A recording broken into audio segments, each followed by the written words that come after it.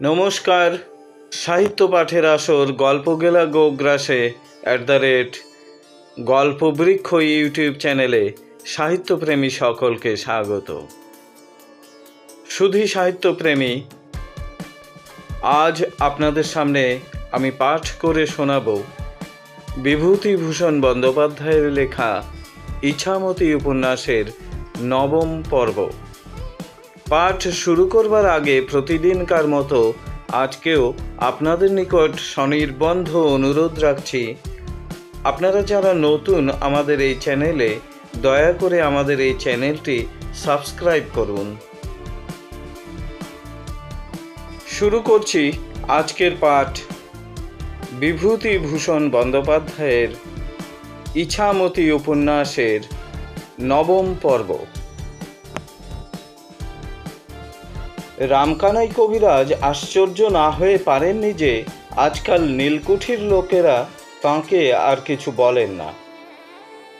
আজ আবার গয়া ম্যাম এসে তাঁকে দুধ দিয়ে গিয়েছে। এটা ওটা সেটা প্রায়ই নিয়ে আসে। রামকানাই দাম দিতে পারবেন না বলে আগে আগে নিতেন না। এখন গয়া মেয়ে সম্পর্ক পাতিয়ে দেওয়ায় পথটা সহজ ও সুগম করেছে। আবার লোকজন ডাকে কবিরাজকে। ঝিঙ্গে, নাও, দুয়ানিটা, সিকিটা কচিত। এই হলো দর্শনী ও পারিশ্রমিক। নালুপালের স্ত্রী তুলসীর ছেলে পিলে হবে। পেটের মধ্যে বেদনা, কি কি অসুখ। হরিশ ডাক্তার দিন কতক দেখেছিল, রোগ সারেনি। লোকে বললে, তোমার পয়সা আছে নালু, ভালো কবিরাজ দেখাও। রামকানাই কবিরাজ ভালোর দলে পড়েন না, কেননা তিনি গরিব। অর্থেরই লোকে মান দেয়, সততা বা উৎকর্ষের নয়। রামকানাই যদি আজ হরিশ ডাক্তারের মতো পালকিতে চেপে রুগী দেখতে বেরুতো, তবে হরিশ ডাক্তারের মতো ৮ আনা ভিজিট তিনি অনায়াসেই নিতে পারতেন। নালুপাল কি মনে ভেবে রামকানাই কবিরাজকে ডাক দিলে। রামকানাই রোগী দেখে বললে, ওষুধ দেব, কিন্তু অনুপান জোগাড় করতে হবে। কলমি শাকের রস সৈন্ধব লবণ দিয়ে সিদ্ধ, ভাঁড়ে করে সে রস রেখে দিতে হবে ৭ দিন। নালুপাল আর সেই নালুপাল নেই। অবস্থা ফিরিয়ে ফেলেছে ব্যবসা করে। ৮ চালা ঘর বেঁধেছে গত বৎসর। ৮ চালা ঘর তৈরি করা এসব পাড়াগাঁয়ে বড় মানুষের লক্ষণ। আর চরম বড় মানুষই অবশ্যই দুর্গোৎসব করা। তাও গত বৎসর নালুপাল করেছে। অনেক লোকজনও খাইয়েছে। নাম বেরিয়ে গিয়েছে বড় মানুষ বলে। ওর ঘরের মধ্যে নতুন কড়ি বাঁধানো আলমারি, নকশা করা হাঁড়ির তাক, রঙিন দড়ির শিকেতে ঝুলানো, খেরো মোড়া শীতল পাটি, কাঁসার পানের ডাবর, ঝকঝকে করে মাজা পিতলের দীপগাছা, সম্পূর্ণ গৃহস্থের বাড়ির সমস্ত উপকরণ আসবাব বর্তমান। রামকানাইয়ের প্রশংসমান দৃষ্টি রোগিণীর ঘরের সাজসজ্জার ওপর অনেকক্ষণ নিবদ্ধ আছে দেখে নালুপাল বললে, এইবার ঘূর্ণির কুমোরদের তৈরি মাটির ফল কিছু আনবো ঠিক করেছি। ওই কড়ির আলনাটা দেখছেন, ২.৫ টাকা দিয়ে কিনেছি বিনোদপুরের এক ব্রাহ্মণের মেয়ের কাছে। তার নিজের হাতে গাঁথা। বেশ চমৎকার দ্রব্যটি। অসুখ সারবে তো কবিরাজ মশাই? না সারলে মাধব নিদান শাস্ত্রটা মিথ্যে। তবে কি জানো, অনুপান আর সহপান ঠিক মতো চাই। ওষুধ রোগ সারাবে না, সারাবে ঠিক মতো অনুপান আর সহপান। কলমি শাকের রস খেতে হবে, সেটি হলো অনুপান, বুঝলে না? আজ্ঞে হ্যাঁ। জলযোগ ব্যবস্থা হলো শশা কাটা, ফুল বাতাসা, নারকেল কোড়া ও নারকেল নাড়ু। আচমনি জিনিস অর্থাৎ কোনো কিছু শস্য ভাজা খাবেন না রামকানাই শূদ্রের গৃহে।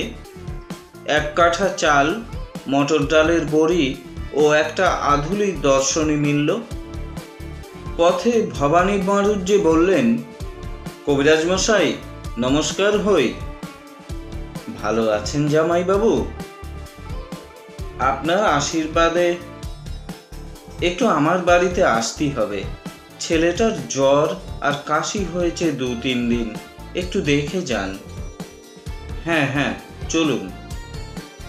খোকা ওর মামিমার বুনুনি নকশা কাটা কাঁথা গায়ে দিয়ে ঘুমোচ্ছিল। রামকানাই হাত দেখে বললেন, নবজ্বর, নাড়িতে রস রয়েছে, বড়ি দেব, মধু আর শিউলি পাতার রস দিয়ে খাওয়াতেই হবে।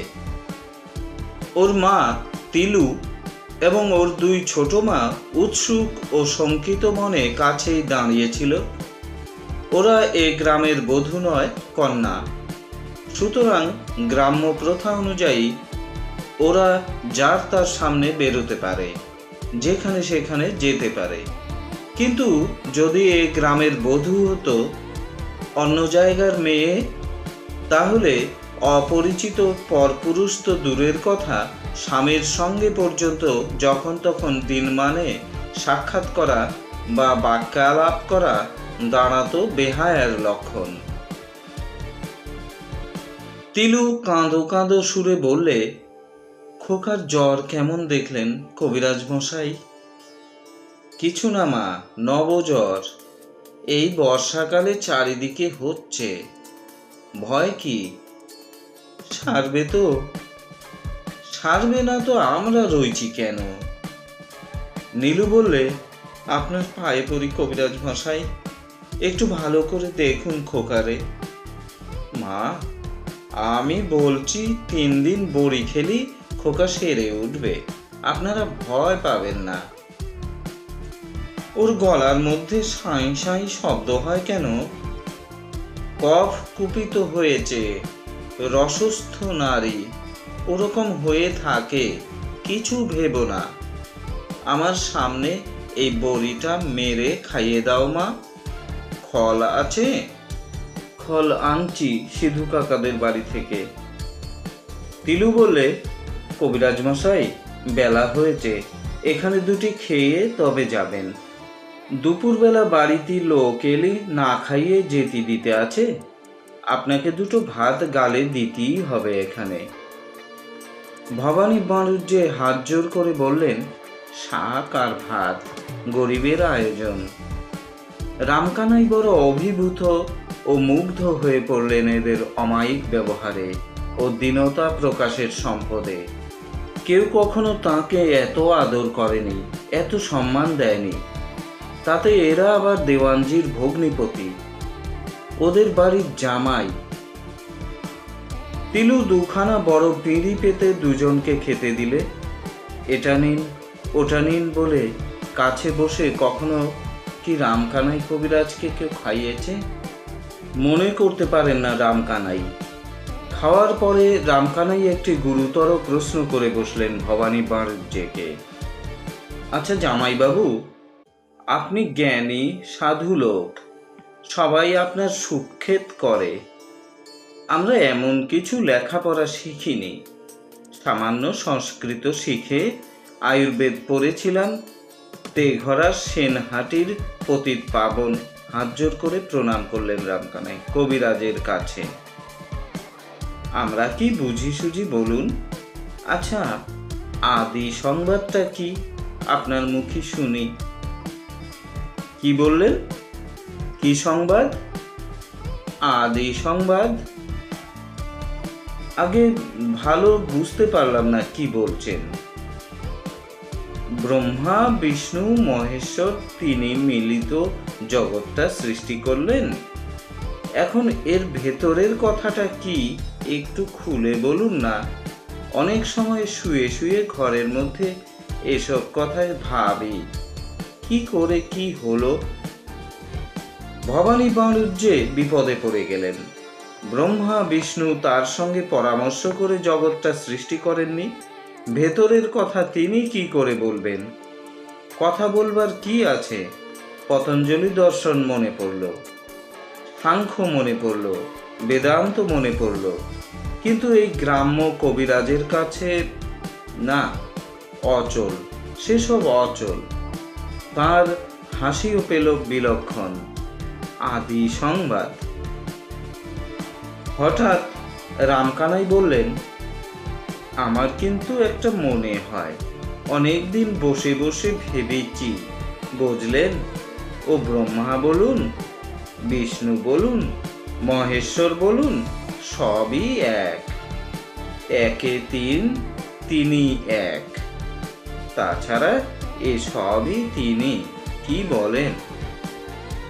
ভবানী বাড়ুজ্যের চোখের সামনে যদি এই মুহূর্তে রামকানাই কবিরাজ চতুর্ভুজ বিষ্ণুতে রূপান্তরিত হয়ে ওপরের দুই হাতে বরাভয় মুদ্রা রচনা করে বলতেন, বৎস বরং বৃণু ইহা গত অস্মি, তাহলেও তিনি এতখানি বিস্মিত হতেন না। এই সামান্য গ্রাম্য কবিরাজের মুখে অতি সরল সহজ ভাষায় অদ্বৈত ব্রহ্মবাদের কল্যাণময়ী বাণী উচ্চারিত হল। এই সংস্কারবদ্ধ অশিক্ষিত মোহান্ধ ঈর্ষাদ দেশ সংকুল অন্ধকার পাড়া গেয়ে এঁদো ঘরের ঘরে। ভবানী বাড়ুজ্যে কিছুক্ষণ স্তব্ধ হয়ে রইলেন। তিনি মানুষ চেনেন, অনেক দেখেছেন, অনেক বেরিয়েছেন। মুখ তুলে বললেন, কবিরাজ মশাই, ঠিক বলেছেন। আপনাকে আমি কি বোঝাবো, আপনি জ্ঞানী পুরুষ। এইবার ধরেছেন ঠিক জামাইবাবু, জ্ঞানী লোক একটা খুঁজে বার করেছেন। তিলুও খুব অবাক হয়েছিল। সেও স্বামীর কাছে অনেক কিছু পড়েছে, অনেক কিছু শিখেছে, বেদান্তের মোটা কথা জানে। এভাবে সে কথা রামকানাই কবিরাজ বলবে তা সে ভাবেনি। সে এগিয়ে এসে বললে, আমি অনেক কথা শুনেছি আপনার ব্যাপারে। যথেষ্ট অত্যাচার আপনার ওপর গর্দা করেছেন, নীলকুঠির লোকেরা করেছে। আপনি মিথ্যে সাক্ষী দিতে চাননি বলে টাকা খেয়ে সাহেবদের পক্ষে অনেক কষ্ট পেয়েছেন, তবু কেউ আপনাকে দিয়ে মিথ্যে বলাতে পারেনি। রামু সর্দারের খুনের মামলায় আমি সব জানি। কতদিন ভাবতাম আপনাকে দেখব, আপনি আজ আমাদের ঘরে আসবেন, আপনারে খাওয়াবো তা ভাবিনি। আপনার মুখের কথা শুনে বুঝলাম আপনি সত্যি আশ্রয় করে আছেন বলে সত্যি জিনিস আপনার মনে আপনিই উদয় হয়েছে। ভবানী বাড়ুজ্যে জানতেন না তিলু এত কথা বলতে পারে বা এভাবে কথা বলতে পারে।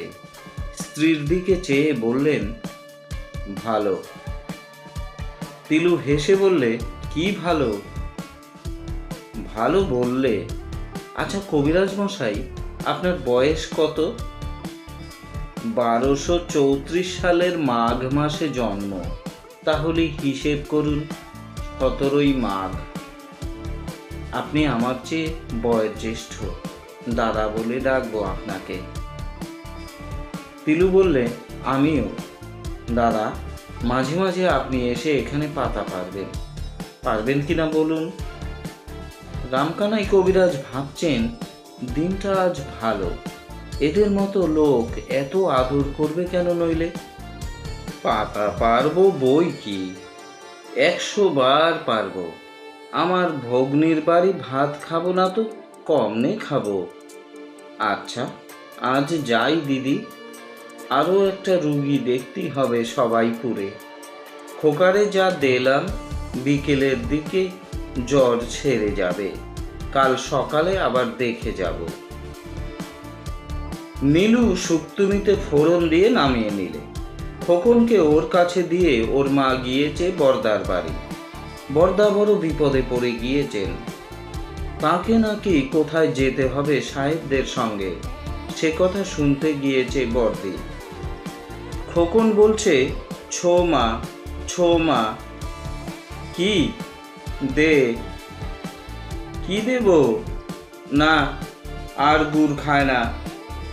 খোকন বড় শান্ত, আপন মনে খেলতে খেলতে একটা তেল শুদ্ধ বাটি উপুর করে ফেললে। তারপর টলতে টলতে আসতে লাগলো উনুনের দিকে। না, এবার পুরে ঝলসে বেগুন সেদ্ধ হয়ে থাকবে। আমি জানি নে বাপু, রাঁধবো আবার ছেলে সামলাবো। তিনি রাজরানী আর ছেলে নিয়ে বাপের বাড়ি যেতে পারলেন না। ও মেজদি, শেষদি, কেউ যদি বাড়িতে থাকবে কাজের সময়, বস এখানে। এই দাঁড়া, দেখাচ্ছি মজা। আবার তেলের বাটি হাতে নিয়েছিস? খোকন বললে, বাটি বাটি রাখো ওখানে। মা, মা আসছে, ওই আসছে, বসো। খোকন বাইরের দিকে তাকিয়ে দেখে বললে, নেই। তারপর হাত দুটি নেড়ে বললে, নেই নেই, যা। আহ, আচ্ছা নেই তো নেই, চুপটি করে বসো তো বাবা আমার। বাবা আসছেন, গিয়েছেন নদীতে নাইতে। মা আসছে। মা, বাবারে বাবা, আর বকতে পারি নে তোর সঙ্গে। বসো। এই গরম গরম, পা পুড়ে যাবে। গরম শুক্তুনির ওপর দিয়ে হামাগুড়ি খেয়ে পড়ছে। ও মেজদি। এইবার খোকন কান্না শুরু করলে। নীলুর গলায় তিরস্কারের আভাসে কান্নার সুরে বললে, মা। নীলু ছুটে এসে খোকনকে কোলে তুলে নিয়ে বললে, ও আমার মানিক, কাঁদে না সোনামণি, রামমণি, শ্যামমণি, চুপ চুপ। কে কেঁদেছে? আমার সোনার খোকন কেঁদেছে। কেন কেঁদেছে? মেজদি, যা, মর সব, জমের বাড়ি যা। আমার খোকনের খোয়ার করে পাড়া বেরোনো হয়েছে। খোকন ফুলে ফুলে কাঁদতে কাঁদতে বললে, মা কেঁদো না, আমি তোমায় বকিনি। আমি বকলি বাবা আমার আর সহ্য করতে পারে না। আমি বকিনি। কি দি হাতে? ও মা, ওটা কি রে? পাখি? এমন সময় তিলু দ্রুত পদে ঘরের মধ্যে ঢুকে বললে, এই যে সোনামণি, কাঁদছে কেন রে? তোমার আদুরে গোপাল একটু উঁচু সুর শুনলি অমনি ঠোঁট ওল্টান, চড়া কথা বলবার জো নেই। নীলু বললে, দাদা কোথায় গিয়েছেন দেখে এলে? দাদা গিয়েছেন সাহেবদের কাজে। কোথায় তিতুমির বলে একটা লোক মহারানীর সঙ্গে যুদ্ধ করছে, সেই লড়াইতে নীলকুঠির সাহেবরা লোকজন নিয়ে গিয়েছে, দাদাকেও নিয়ে গিয়েছে। তিতুমির? তাই তো শুনে এলাম। বৌদিদি কেঁদে কেটে অনর্থ করছে। লড়াই হেন ব্যাপার। কে বাঁচে কে মরে তার ঠিকানা কি আছে? নীলু হঠাৎ চিৎকার করে কাঁদতে লাগলো পা ছড়িয়ে। তিলু যত বলে, যত সান্ত্বনা দেয়, নীলু ততই বাড়ায়। খোকা অবাক হয়ে ক্রন্দনরতা ছোট মার মুখের দিকে খানিকটা চেয়ে থেকে নিজেও চিৎকার করে কেঁদে উঠল। এমন সময় হন্তদন্ত হয়ে ছুটতে ছুটতে এসে হাজির হলো বিলু। সে নীলুর ও খোকার কান্নার রব শুনে ভাবলে বাড়িতে নিশ্চয়ই এমন একটা কিছু দুর্ঘটনা ঘটেছে। সে এসে হাঁপাতে হাঁপাতে বললে, কি হলো দিদি? নীলুর কি হলো? বিলু বললে, দাদা তিতুমিরের লড়াইয়ে গিয়েছে শুনে কাঁদছে। তুই একটু বোঝা, ছেলে মানুষের মতো এখনো। দাদা ওকে ভালোবাসে বড়, এখনো ছেলে মানুষের মতো আবদার করে দাদার কাছে। বিলু নীলুর পাশে বসে ওকে বোঝাতে লাগলো, যা, ও কি, চুপ কর। ওতে অমঙ্গল হয়। কুটিশুদ্ধ লোক কত লোক গিয়েছে, ভয় কি সেখানে? ছি, কাঁদে না। তুই না থামলি খোকনও থামবে না, চুপ কর। তিলু বললে, হ্যাঁ রে, আমাদের দাদা নয়, আমরা কি কাঁদছি? অমন করতে নেই, ওতে অমঙ্গল ডেকে আনা হয়, চুপ কর। দাদা হয়তো আজই এসে পড়বে, দেখিস এখন। থাম বাপু। তিলুর মুখের কথা শেষ হতে না হতে ভবানী এসে ঘরের মধ্যে ঢুকলেন। প্রথম কথাই বললেন, দাদা এসেছেন তিতুমিরের লড়াই ফেরতা, দেখা করে এলাম। এ কি, কাঁদছে কেন ও? কি হয়েছে? ও কাঁদছে দাদার জন্যে। বাঁচা গেল। কখন এলেন? এই তো ঘোড়া থেকে নামছেন। নীলু কান্না ভুলে আগেই উঠে দাঁড়িয়ে ওদের কথা শুনেছিল। কথা শেষ হতেই বললে, চলো মেজদি, আমরা যাই বড়দাদাকে দেখে আসি। ভবানী বাড়ুজ্যে বললেন, যেও না। যাব না? বড্ড দেখতে ইচ্ছে করছে। আমি নিজে গিয়ে তত্ত্ব নিয়ে আসছি। তুমি গেলে তোমার গুণধর দিদি যেতে চাইবে, খোকাকে রাখবে কে?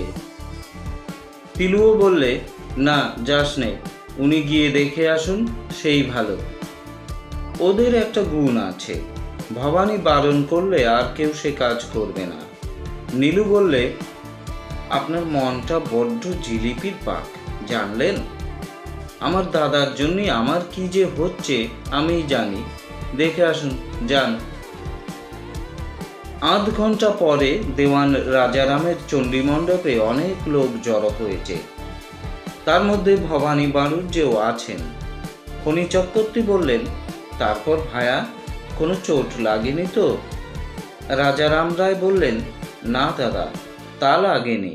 আপনাদের আশীর্বাদে যুদ্ধই হয়নি। এর আগে ওরা অনেক লোক নাকি মেরেছিল, সে হলো নিরীহ গাঁয়ের লোক। তিতুমির কেডা? মুসলমানদের মোড়ল পানা, যা বুঝলাম ওদের কথাবার্তার ভাবে। সেদিন বসে আছি, হঠাৎ বড় সাহেবের কাছে চিঠি এলো।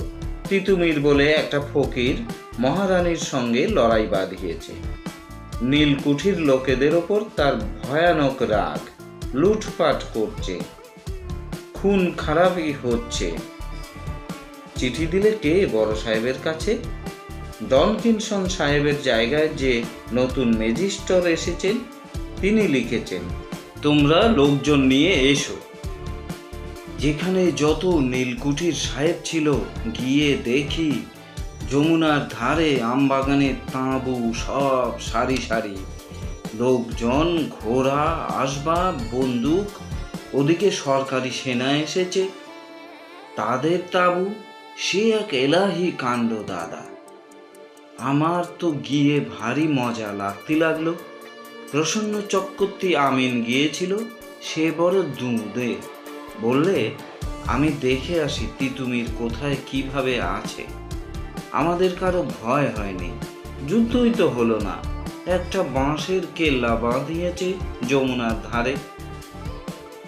অনেক সাহেব জড়ো হয়েছিল, বোয়ালমারি, পাঞ্চিতে, রঘুনাথগঞ্জ, পালপাড়া, দিঘরে, বিষ্ণুপুর, সব কুঠির সাহেব লোকজন নিয়ে এসেছে।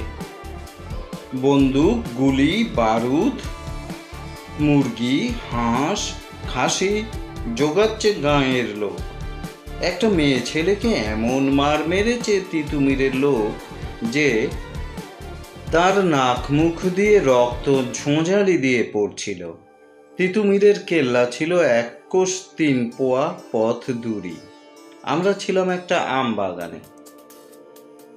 যুদ্ধ কেমন হলো?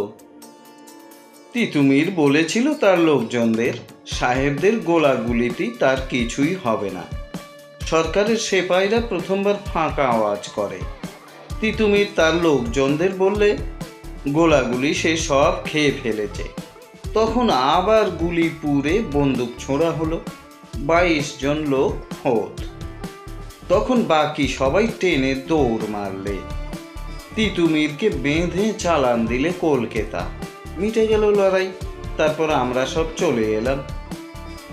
নীলমণি সমাদ্দার তামাক খেতে খেতে বললেন, আমরা সব ভেবে খুন, না জানি কি মস্ত লড়াইয়ের মধ্যে গেল রাজারাম দাদা। আরে তুমি হলে গিয়ে গাঁয়ের মাথা, তুমি গাঁয়ে না থাকলে মনটা ভালো লাগে? শামবাগদির বড় মেয়ে কুসুম বেরিয়ে গেল ওর ভগ্নিপতির সঙ্গে। মামুদপুর থেকে ওর বাবা ওরে ধরে নিয়ে এলো। তার বিচার ছিল পরশু, তুমি না থাকতেই হলো না। আজ আবার হবে শুনছি। সন্ধেবেলা এলো শামবাগদি ও তার মেয়ে কুসুম। রাজারাম বললেন, কি গা শাম? মেয়েটারে নিয়ে এলাম কর্তাবাবুর কাছে, যা হয় বিচার করুন। রাজারাম বিজ্ঞ বিষয়ী লোক, হঠাৎ কোনো কথা না বলে বললেন, তোর মেয়ে কোথায়? ওই যে আড়ালে দাঁড়িয়ে। শোন ও কুশি। কুসুম সামনে এসে দাঁড়ালো। 18 থেকে 20 মধ্যে বয়স, পূর্ণ যৌবনা, নিটোল সুঠাম দেহ, এক ঢাল কালো চুল মাথায়, কালো পাথরের খুঁদে তৈরি করা চেহারা, আশ্চর্য সুন্দর চোখ দুটি, মুখখানি বেশ। রাজারাম কেবল গয়া মেমকেই এত সুঠাম দেখেছেন। মেয়েটার চোখে ভারী শান্ত সরল দৃষ্টি। রাজারাম ভাবলেন, বেশ দেখছি যে। ধুকরির মধ্যে খাসা চাল, বড় সাহেব যদি একবার দেখতে পায় তাহলে লুফে নেয়। নাম কি তোর? কুসুম। কেন চলে গিয়েছিলি রে? কুসুম নিরুত্তর। বাবার বাড়ি ভালো লাগে না কেন? কুসুম ভয়ে ভয়ে চোখ তুলে রাজারামের দিকে চেয়ে বললে, মোরে পেট ভরে খেতে দেয় না সৎমা। মোরে বকে মারে। মোর ভগ্নিপতি বললে মোরে বাড়ি কিনে দেবে, মোরে ভালো মন্দ খেতে দেবে। দিয়েছিল? মোরে গিয়ে ধরে আনলে বাবা, কখন মোরে দেবে? আচ্ছা, ভালো মন্দ খাবি তুই? থাক আমার বাড়ি। থাকবি না? কেন রে? মোর মন কেমন করবে। কার জন্যে? বাবাকে ছেড়ে তো গিয়েছিলি সৎমা বাড়িতে, কার জন্যে মন কেমন করবে রে? কুসুম নিরুত্তর। ওর বাবা সামবাগদি এতক্ষণ দেওয়ান রাজারামের সামনে সমীহ করে চুপ করেছিল। এইবার এগিয়ে এসে বললে, মুই বলি শুনুন কর্তাবাবু, আমার এ পক্ষের ছোট ছেলেটাও ওর বড্ড ন্যায় ওঠো, তার জন্যই ওর মন কেমন করে বলছে। তাই যদি হবে তবে তার ছেলে পালিয়েছিলি তো, সে কেমন কথা হলো? তোদের বুদ্ধি শুদ্ধি আলাদা, কি বলে কি করে আবল তাবল, না আছে মাথা না আছে মুন্ডু। থাকবি আমার বাড়ি, ভালো মন্দ খাবি, বেশি খাটতেই হবে না, গোয়াল গোবর করবি সকালবেলা। সামবাগদি বলছে, থাক কর্তাবাবুর বাড়ি, সব দিক থেকেই তোর সুবিধে হবে। রাজারাম জগদম্বাকে ডেকে বললেন, ওগো শোনো, এই মেয়েটি আমাদের এখানে থাকবে আজ থেকে। ও একটু ভালো মন্দ খেতে ভালোবাসে। মুরগি আছে ঘরে? জগদম্বা বিস্ময়ের দৃষ্টিতে ওদের দিকে চেয়েছিলেন। বললেন, ও তো বাগদিপাড়ার কুশি না? ও ছেলেবেলায় আমাদের বাড়িতে কত এসেছে ওর দিদিমার সঙ্গে, মনে পড়ে না? হ্যাঁ রে। কুসুম ঘাড় নেড়ে বললে, মুই তখন ছেলে মানুষ ছিলাম, মোর মনে নেই। থাকবি আমাদের বাড়ি? হ্যাঁ। বেশ থাক। চিড়ে মুরগি খাবি? আয় চল রান্নাঘরের দিকে। রাজারাম বললেন, মেয়ের মতো থাকবি আর গোয়াল পস্কার মস্কার করবি। তোর মার কাছে চাবি, যা যখন খেতে ইচ্ছে হবে। নারকোল খাবি তো কত নারকোল আছে, কুড়ে নিয়ে খাস। মুরগি মাখা আছে ঘরে, খাবার জন্য নাকি আবার কেউ বেরিয়ে যায়। আমার বাড়ির জিনিস খেয়ে গাঁয়ের লোক এলিয়ে যায়, আর আমার গাঁয়ের মেয়ে বেরিয়ে যাবে পেট ভরে খেতে পায় না বলে। তোর এই পক্ষের বউটাকেও বলবি শাম, কাজটা ভালো করেনি। বলি, ওর মা নেই যখন, তখন কেডা ওরে দেখবে বল?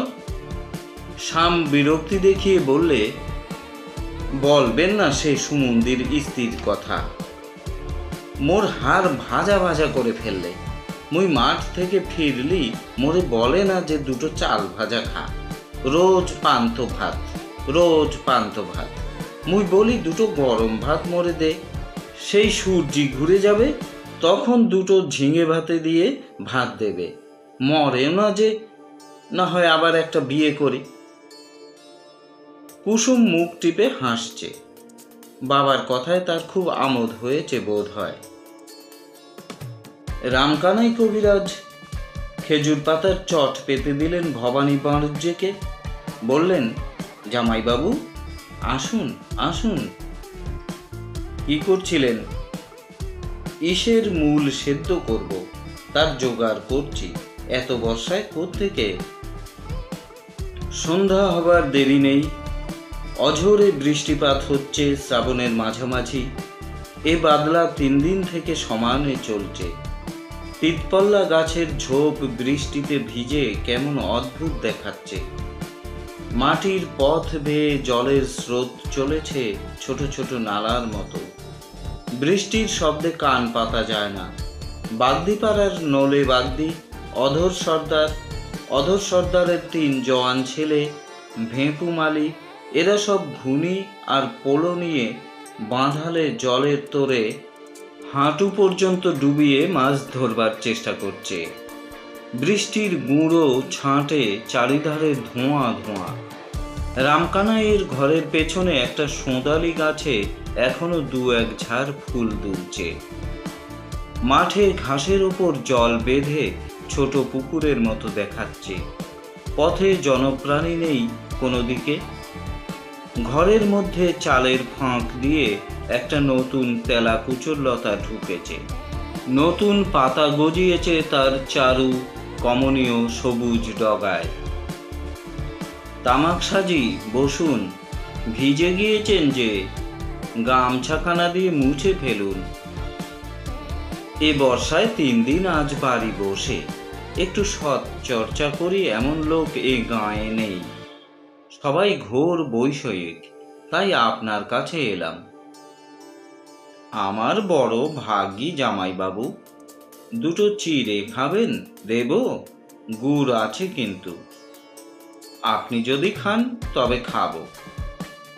দুজনেই খাবো, ভাববেন না। অতিথি এলেন ঘরে, দেবার কি আছে? কিছুই নেই, যা আছে তাই দিলাম। শিশিনীতি একটু গাওয়া ঘি আছে, মেখে দেব। দেখি, আপনি কিনেছেন না নিজে করেন? রামকানাই একটা ছোট্ট শিশি কাঠের জল চৌকি থেকে নিয়ে ভবানীর হাতে দিলেন। বললেন, নিজে তৈরি করি। গয়ামেম একটু করে দুধ দেয়, আমারে বাবা বলে। মেয়েটা ভালো। সেই মেয়েটা এই শিশিনি এনে দিয়েছে সাহেবদের কুঠি থেকে। যে সরটুকু পরে তাই জমিয়ে ঘি করি। ঘি আমাদের ওষুধে লাগে কিনা? অনেকে গব্যঘৃত না মিশিয়ে বাজারের ভয়সা ঘি মেশায়। সেটা হলো মিথ্যে আচরণ। জীবন নিয়ে যেখানে কারবার, সেখানে সঠতা প্রবঞ্চনা যারা করে, তারা তেনার কাছে জবাবদিহি দেবে একদিন কি করে। আর কবরেজ মশাই, দুনিয়াটা চলছে সঠতা আর প্রবঞ্চনার ওপরে। চারিধারে চেয়ে দেখুন না, আমাদের এই গাঁয়েই দেখুন, সব কটি ঘুণ বিষয়ী। শুধু গরিবের ওপর চোখ রাঙানি, পরের জমি কি করে ফাঁকি দিয়ে নেব, পরনিন্দা, পরচর্চা, মামলা এই নিয়ে আছে। কুয়োর ব্যাং হয়ে পড়ে আছে এই মোহগর্ভে। রামকানাই ততক্ষণে গাওয়া ঘি মাখালেন চিঁড়েতে, গুড় পারলেন শিকেতে ঝুলানো মাটির ভাঁড় থেকে। পাথরের খোড়াতে ঘি মাখা কাঁচা চিঁড়ে রেখে ভবানী বাণিজ্যকে খেতে দিলেন। ভবানীকে বললেন, কাঁচা লঙ্কা দেব একটা? দিন একটা। আচ্ছা, একটু আদি সংবাদ শোনাবেন? ভগবান কি রকম, তাকে দেখা যায়? আপনারে বলি, এই ঘরে একলা রাত্রিরই অন্ধকারে বসে বসে ভাবি, ভগবানটা কেডা? উত্তর কেডা দেবে বলুন? আপনি একটু বলুন। ভবানী বাণিজ্যে নিজেকে বিপন্ন বিবেচনা করলেন। রামকানাই কবিরাজ সৎ লোক, সত্যসন্ধ লোক, তাঁকে তিনি শ্রদ্ধা করেন। এত বড় গম্ভীর প্রশ্নের উত্তর তিনি কি দেবেন? এই বৃদ্ধের পিপাসু মনের খোরাক যোগাবার যোগ্যতা তার কি আছে? বিশেষ করে বিশ্বের কর্তা ভগবানের কথা। যেখানে সেখানে যা তা ভাবে তিনি তাঁর কথা বলতে সংকোচ বোধ করেন। বড্ড শ্রদ্ধা করেন ভবানী বাণিজ্য যাঁকে, তার কথা এভাবে বলে বেড়াতে তাঁর বাধে। উপনিষদের সেই বাণী মনে করল ভবানীর। অবিদ্যায়াং বহুধা বর্তমানা বয়ং কৃতার্থা ইত্যভিমান্নন্তি বালা। নানা প্রকার অজ্ঞানতায় ও মূঢ়তায় নিজেকে ডুবিয়ে রেখেও অজ্ঞানী ব্যক্তি ভাবে আমি বেশ আছি, আমি কৃতার্থ। তিনিও কি সেই দলের একজন নন? এই বৃদ্ধ ব্রাহ্মণ তার চেয়ে উপযুক্ত লোক নয়? এ কি সেই দলের একজন নয় যারা তপশ্রদ্ধেয়া জপবস্বারণ্যে শান্তা বিদ্বাংস ভক্ষ্যাচার্যাং চরন্ত সূর্যোদ্বারেণ তে বিরজাঃ প্রয়ান্তি যথামৃতঃ স পুরুষো জবয়াত্মা। ভিক্ষাবৃত্তি অবলম্বন করে যে সকল শান্ত জ্ঞানী ব্যক্তি অরণ্যে বাস করেন, শ্রদ্ধার সঙ্গে তপস্যায় নিযুক্ত থাকেন, সেই সব নিরাসক্ত নির্লোভ ব্যক্তি সূর্যোদ্বার পথে সেইখানে যান যেখানে সেই অব্যয়াত্মা অমৃতময় পুরুষ বিদ্যমান। ভবানী বাণিজ্যে কি কামারের দোকানে সূঁচ বিক্রি করতে আসেননি? তিনি বিনীতভাবে বললেন, আমার মুখে কি শুনবেন? তিনিই বিরাট, তিনিই এই সমুদয় বিশ্বের স্রষ্টা, তিনি অক্ষর ব্রহ্ম, তিনিই প্রাণ, তিনিই বাক্য, তিনিই মন। তদেতদক্ষরং ব্রহ্ম স প্রাণস্তদুবং মনঃ তদেতৎ সত্যং তদমৃতং তদ্বিদ্ধব্যং সম্যবিদ্ধি। রামকানাই কবিরাজ সংস্কৃতে নিতান্ত অনভিজ্ঞ নন। কথা শুনতে শুনতে চোখ বুজে ভাবের আবেগে বলতে লাগলেন, আহা আহা আহা। তিনি ভবানীর হাত দুটি ধরে বললেন, কি কথাই শোনালেন জামাইবাবু, এসব কথা কেউ এখানে বলে না। মনটা আমার জুড়িয়ে গেল, বড্ড ভালো লাগে এসব কথা। বলুন বলুন। ভবানী বাণিজ্যে নম্রভাবে সশ্রদ্ধ সুরে বলতে লাগলেন, অনুরানিয়ান মহত মহিয়ান আস্য জন্ত নির্হিতং গুহায়াং। তিনি ক্ষুদ্র থেকেও ক্ষুদ্রতর, মহৎ থেকেও মহৎ, ইনি সমস্ত প্রাণীর হৃদয়ের মধ্যেই বাস করেন। আসীন দূরং ব্রজতি, উপবিষ্ট হয়েও তিনি দূরে যান। শয়ান ইয়াতি সর্বতঃ, শুয়ে থেকেও তিনি সর্বত্র যান। ইয়দর্চিমদ ইয়দনুভ্য অনুচ ইয়স্মিন লোকা নিহিতা লোকিনশ্চ। যিনি দীপ্তিমান, যিনি অনুর চেয়েও সূক্ষ্ম, যার মধ্যে সমস্ত লোক রয়েছে, সেই সব লোকের অধিবাসীরা রয়েছে। রামকানাই চিঁড়ে খেতে খেতে চিঁড়ের বাটিটা ঠেলে একপাশে সরিয়ে রেখেছেন। তাঁর ডান হাতে তখনও একটা আধ খাওয়া কাঁচা লঙ্কা। মুখে বোকার মতো দৃষ্টি, চোখ দিয়ে জল পড়ছে, ছবির মতো দেখাচ্ছে সমস্তটা মিলে। ভবানী বাণিজ্যে বিস্মিত হলেন ওর জলে ভরা টসটসে চোখের দিকে তাকিয়ে। খালের ওপারে বাবলা গাছের মাথায় সপ্তমীর চাঁদ উঠেছে পরিষ্কার আকাশে। হুতুম পেঁচা ডাকছে নলবনের আড়ালে। ভবানী অনেক রাত্রে বাড়ি রওনা হলেন। শরতের আকাশে অগণিত নক্ষত্র, দূরে বনান্তরে কাঠঠোকরার তন্দ্রাস্তব্ধ রব, কচিত বা দু একটা শিয়ালের ডাক, সবই যেন তাঁর কাছে অতি রহস্যময় মনে হচ্ছিল। আজ নিভৃত নিস্তব্ধ রসে তার অন্তর অমৃতময় হয়েছে বলে তাঁর বারবার মনে হতে লাগলো। রহস্যময় বটে, মধুরও বটে, মধুর ও রহস্যময় ও বিরাট ও সুন্দর ও বড় আপন সে দেবতা, একমাত্র দেবতা, আর কেউ নেই, যিনি অশব্দ, অস্পর্শ, অরূপ, অব্যয়, অরস ও অগন্ধ, অনাদি ও অনন্ত। তাঁর অপূর্ব আবির্ভাবে নৈশ আকাশ যেন থমথম করছে। এসব পাড়া গাঁয়ে সেই দেবতার কথা কেউ বলে না। বধির বনতলে ওদের পাশ কাটিয়ে চলে যায়। নক্ষত্র ওঠে না, জ্যোৎস্নাও ফোটে না। সবাই আছে বিষয় সম্পত্তির তালে। দুহাত এগিয়ে ভেরেন্ডার কঁচা পুঁতে পরের জমি ফাঁকি দিয়ে নেবার তালে।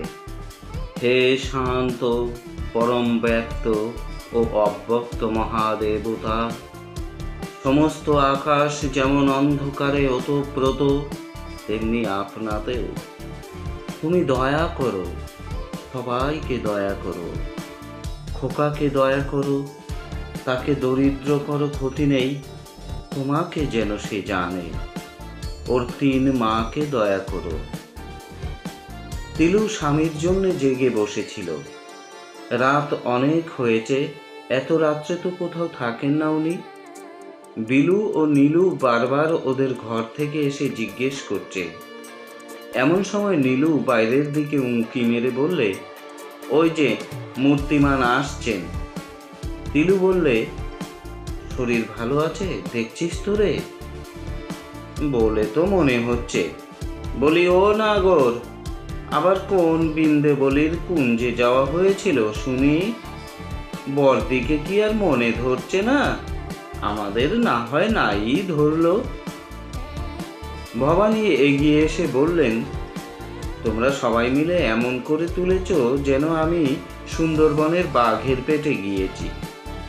রাত্রে বেড়াতে বেরোবার জো নেই। রামকানাই কবিরাজের বাড়ি গিয়েছিলাম। বিলু বললে, সেখানে কি আজকাল গাঁজার আড্ডা বসে নাকি?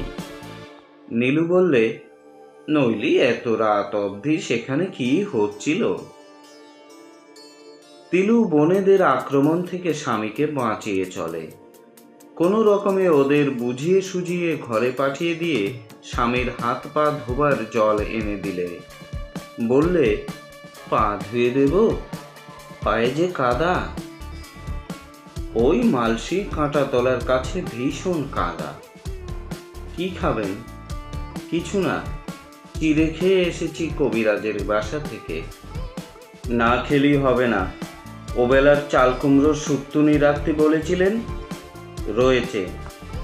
সে কে খাবে? 1 সরা শুক্তুনি রেখে দিয়েছিল নীলু। ও বড্ড ভালোবাসে আপনাকে। আচ্ছা দাও। খোকনকে কি খাইয়েছিলে? দুধ। কাশি আর হয়নি? ফুট গুঁড়ো গরম জলে ভিজিয়ে খেতে দিয়েছি। ভবানী বাণিজ্যে খেতে বসে তিলুকে সব কথা বললেন। তিলু শুনে বললে, উনি অন্যরকম লোক। সেদিনও ওই কথা জিজ্ঞেস করেছিলেন, মনে আছে? আপনি সেদিন পড়িয়েছিলেন, পুরুষান্ন পরম কিঞ্চিৎ, তার চেয়ে বড় আর কিছু নেই। এই তো মানে? ঠিক। আমিও ভাবি, ঘরের কাজে ব্যস্ত থাকি, সবসময় পেরে উঠি নে। আপনি আমাকে আরও পড়াবেন। ভালো কথা, আমাদের 2 আনা করে পয়সা দেবেন। কেন? কাল তেরের পালু নেই, বনভোজনে যেতে হবে। আমিও যাব। তা কি যায়? কত বউঝি থাকবে।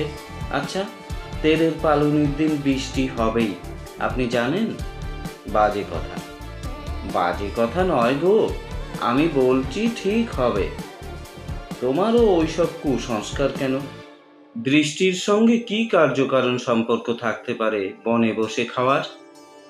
আচ্ছা, দেখা যাক আপনার পণ্ডিতি কতদূর টেকে। ভাদ্র মাসের 13ই আজ। ইছামতির ধারে তেরের পালুনি করার জন্যই 5 পোতা গ্রামের বউঝিরা সব জড়ো হয়েছে। নালুপালের স্ত্রী তুলসীকে সবাই খুব খাতির করছে, কারণ তার স্বামী অবস্থাপন্ন। তেরের পালুনি হয় নদীর ধারের এক বহু পুরনো জিউলি গাছের আর কদম গাছের তলায়। এই জিউলি আর কদম গাছ দুটো একসঙ্গে এখানে দাঁড়িয়ে আছে যে কতদিন ধরে, তা গ্রামের বর্তমান অধিবাসীদের মধ্যে কেউ বলতে পারে না। অতি প্রাচীন লোকেদের মধ্যে নীলমণি সমাদ্দারের মা বলতেন, তিনি যখন নববধূ রূপে এই গ্রামে প্রবেশ করেছিলেন আজ থেকে ৭৬ বছর আগে, তখনও তিনি তাঁর শাশুড়ি ও দিদি শাশুড়ির সঙ্গে এই গাছতলায় তেরের পালুনির বনভোজন করেছিলেন। গত বৎসর ৮৫ বছর বয়সে নীলমণির মা দেহত্যাগ করেছেন। মেয়েরা পাড়া হিসেবে বিভিন্ন দলে ভাগ হয়ে বিভিন্ন জায়গায় বনভোজনের আয়োজন করছে। এখানে আর রান্না হয় না, বাড়ি থেকে যার যার যেমন সঙ্গতি খাবার জিনিস নিয়ে এসে কলার পাতা পেতে পেতে খেতে বসে। মেয়েরা ছড়া কাটে, গান গায়, উলু দেয়, শাঁখ বাজায়। এই বনভোজনের একটি চিরাচরিত প্রথা এই, তুমি সম্পন্ন গৃহস্থ ঘরের বউ, তুমি ভালো জিনিস এনেছো খাবার জন্যে, যারা দারিদ্র্যের জন্যে তেমন কিছু আনতে পারেনি তাদের তুমি ভাগ করে দেবে নিজের আনা ভালো খাবার। এ কেউ বলে দেয় না, কেউ বাধ্যও করে না। এ একটি অলিখিত গ্রাম্য প্রথা, বরাবর চলে আসছে এবং সবাই মেনেও এসেছে। যেমন আজ হলো, তুলসী লাল কাস্তা পেরে শাড়ি পরে যতীনের বউ আর বোন নন্দরানীর কাছে এসে দাঁড়ালো। আজ মেলামেশা ও ছোঁয়াছুঁয়ির খুব কড়াকড়ি না থাকলেও বামুনবাড়ির ঝি বউরা নদীর ধার ঘেঁষে খাওয়ার পাত পাতে, অন্যান্য বাড়ির মেয়েরা মাঠের দিকে ঘেঁষে খেতে বসে। যতীনের বউ এনেছে চাল ভাজা, দুটি মাত্র পাকা কলা ও এক ঘটি ঘোল। তাই খাবে ওর ননদ নন্দরানী আর ও নিজে। তুলসী এসে বললে, ও স্বর্ণ, কেমন আছো ভাই? ভালো দিদি। খোকা আসেনি? না, তাকে রেখে এলাম বাড়িতে, বড্ড দুষ্টুমি করবে এখানে আনলি। কি খাবা ও স্বর্ণ? এই যে ঘোলটুকু আমার বাড়ির, আজ তৈরি করেছি সকালে, ৩ দিনের পাতা সর, একটু খাস তো নিয়ে যা দিদি। তুলসী ঘোল নেওয়ার জন্য একটা পাথরের খোড়া নিয়ে এলো। ওর হাতে 2খানা বড় ফেনি বাতাসা আর 4টি মর্তমান কলা। ও আবার কি দিদি? নাও ভাই, বাড়ির কলা, বড় কাঁধি পড়েল আষাঢ় মাসে, বর্ষার জল পেয়ে নষ্ট হয়ে গিয়েল ছড়া। তিলু বিলু খেতে এসেছে বনে, নীলু খোকাকে নিয়ে রেখেছে বাড়িতে। ওদের সবাই এসে জিনিস দিচ্ছে, খাতির করছে, মিষ্টি কথা বলছে। দুধ, চিনির মঠ, আখের গুড়ের মুরগি, খই, কলা, নানা খাবার। ওরা যত বলে নেব না, ততই দিয়ে যায় এ এসে ও এসে। ওরাও যা এনেছিল নীলমণি সমাদ্দারের পুত্রবধূর, ওদের অবস্থা গ্রামের মধ্যে বড় হীন, সঙ্গে সমান ভাগ করেছে। ও দিদি, কি খাবি ভাই?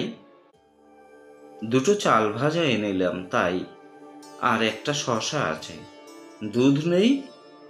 দুধ কনে পাবো, গাই এখনো বিয়োয়নি। এখনো না? কবে বিয়োবে? আশ্বিন মাসের শেষা গোসা। তিলুর ইঙ্গিতে বিলু ওদের দুজনকে চিঁড়ে, মুরগি, বাতাসা, চিনির মঠ এনে দিলে। ষষ্ঠী চৌধুরীর স্ত্রী ওদের পাকা কলা দিয়ে গেলেন 6-7টা। ফণি চক্রবর্তীর পুত্রবধূ বললে, আমার অনেকখানি খেজুরের গুড় আছে, নিয়ে আসছি তাই। তিলু বললে, আমি নেব না ভাই, ওই ছোট কাকিমাকে দাও, অনেক মঠ আর বাতাসা জমেছে। বিধু দিদি, এবার ছড়া কাটলে না যে? ছড়া কাটো শুনি। বিধু ফণি চক্রবর্তীর বিধবা বোন, 50-এর কাছাকাছি বয়স, একসময়ে সুন্দরী বলে খ্যাতি ছিল এ গ্রামে। বিধু হাত নেড়ে বলতে আরম্ভ করলে, আজ বলেছে যে তে পানসুপুরি খেয়েতে, পানের ভেতরে মৌরি বাটা, ইসকে বিস্কে ছবি আঁটা, কলকাতার মাথা ঘষা, মেদিনীপুরের চিরুনি, এমন খোঁপা বেঁধে দেব চাপা ফুলের গাঁথুনি। আমার নাম সরবালা, গলায় দেব ফুলের মালা। বিলু চোখ পাকিয়ে হেসে বললে, কি বিধু দিদি, আমার নামে বুঝি ছড়া বানানো হয়েছে? তোমায় দেখাচ্ছি মজা। বলে, চালতা গাছে ভোমরার বাসা, সব কোণ নেই তার এক কোণ ঠাসা। তোমারে আমি, আচ্ছা একটা গান করো না বিধু দিদি। মাইরি, নিধুবাবুর টপ্পা একখানা গাও শুনি। বিধু হাত পা নেড়ে ঘুরে ঘুরে গাইতে লাগলো, ভালোবাসা কি কথার কথা সই, মন যার শনে গাঁথা, শুকাইলে তরুবর বাঁচে কি জরিতা লতা, মন যার শনে গাঁথা। ও পাড়ার একটি অল্প বয়সী লাজুক বউকে সবাই বললে একটা শ্যামা বিষয়ক গান গাইতে। বউটি ভজগোবিন্দ পাঁড়ুজ্যের পুত্রবধূ, কামদেবপুরের রত্নেশ্বর গাঙ্গুলির তৃতীয়া কন্যা, নাম নিস্তারিণী। রত্নেশ্বর গাঙ্গুলি এদিকের মধ্যে একজন ভালো ডুগি তবলা বাজিয়ে। অনেক আসরে বৃদ্ধ রত্নেশ্বরের বড় আদর। নিস্তারিণী শ্যামবর্ণা, একহারা, বড় সুন্দর ওর চোখ দুটি। গলার সুর বড় মিষ্টি, সে গাইলে বড় সুস্বরে। নীল বরণী নবীনা বরুণী, নাগিনী জড়িত জটা বিভূষিণী, নীল নয়নী যিনি ত্রিনয়নী, কিবা শোভে নিশানাথ নিভাননী। গান শেষ হলে তিলু পেছন থেকে গিয়ে ওর মুখে একখানা আস্ত চিনির মঠ গুঁজে দিল। বউটির লাজুক চোখের দৃষ্টি নেমে পড়ল, বোধহয় একটু অপ্রতিভ হলো অতগুলি আমোদপ্রিয় বড় বড় মেয়েদের সামনে। বললে, দিদি, ঠাকুর জামাইকে দিয়ে যান গিয়ে। তোর ঠাকুর জামাইকে তুই দেখেছিস নাকি? বিলু এগিয়ে এসে বললে, কেন রে ছোট বউ, ঠাকুর জামাইয়ের নাম হঠাৎ কেন? তোর লোভ হয়েছে নাকি? খুব সাবধান, ওদিকে তাকাবি নে। আমরা 3 সতীনের ঝেঁটা নিয়ে তোর দোর গোড়ায় বসে পাহারা দেব, বুঝলি তো? ঢুকবার বাঘ পাবি কেমন করে? কাছাকাছি সবাই হি হি করে হেসে উঠল। এমন সময়ে একটা আশ্চর্য ব্যাপার দেখা গেল। ঠিক কি সেই সময়েই দেখা গেল স্বয়ং ভবানী পাঁড়ুজ্যে রাঙা গামছা কাঁধে ও কোলে খোকাকে নিয়ে আবির্ভূত। নালুপালের স্ত্রী তুলসী বললে, ওই রে, ঠাকুর জামাই বলতে বলতেই ওই যে এসে হাজির। ভবানী পাঁড়ুজ্যে কাছে এসে বললেন, বেশ, আমাদের ঘাড়ে ওকে চাপিয়ে দিয়ে বেশ। ও বুঝি থাকে? ঘুম ভেঙেই মা মা চিৎকার ধরল। অতি কষ্টে বোঝাই, তাই কি বোঝে? খোকা জনতার দিকে বিভ্রান্ত দৃষ্টিতে চেয়ে চেয়ে বললে, মা।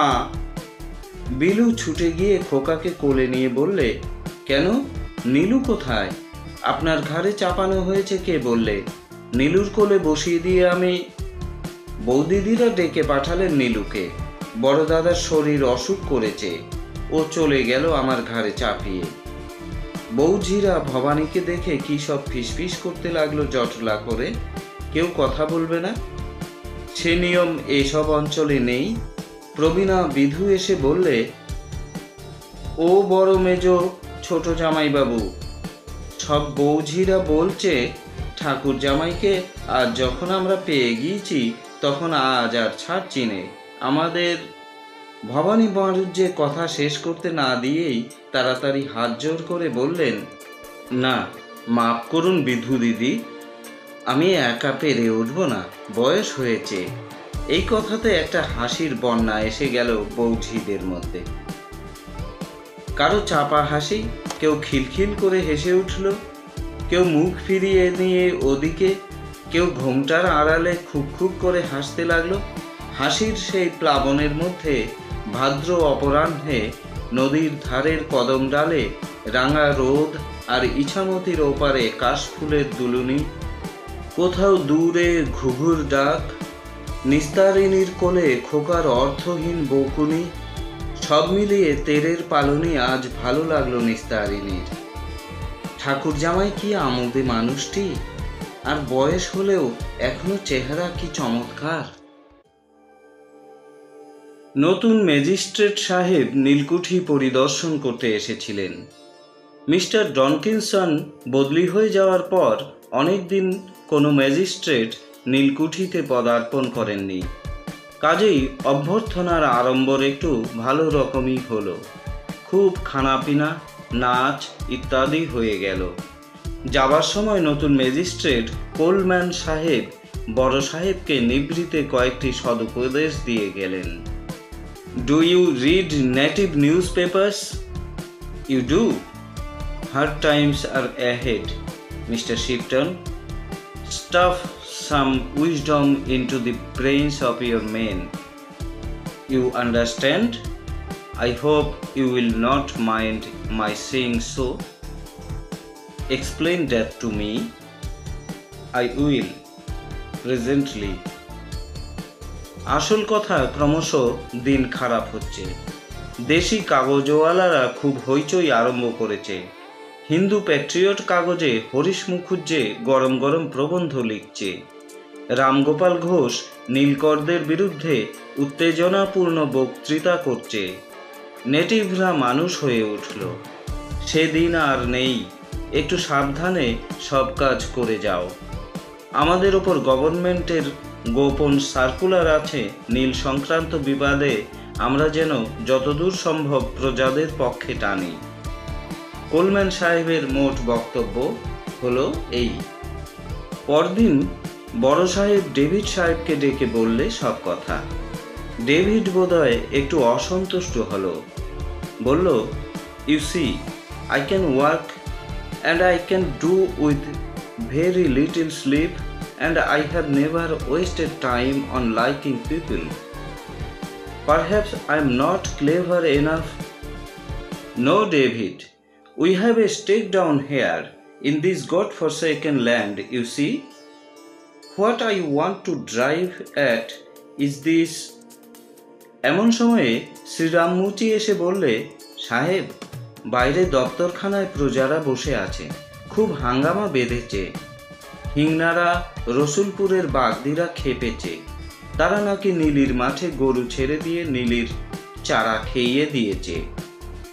ডেভিড লাফিয়ে উঠে বললে, কনেকার প্রজা? হিংনারা?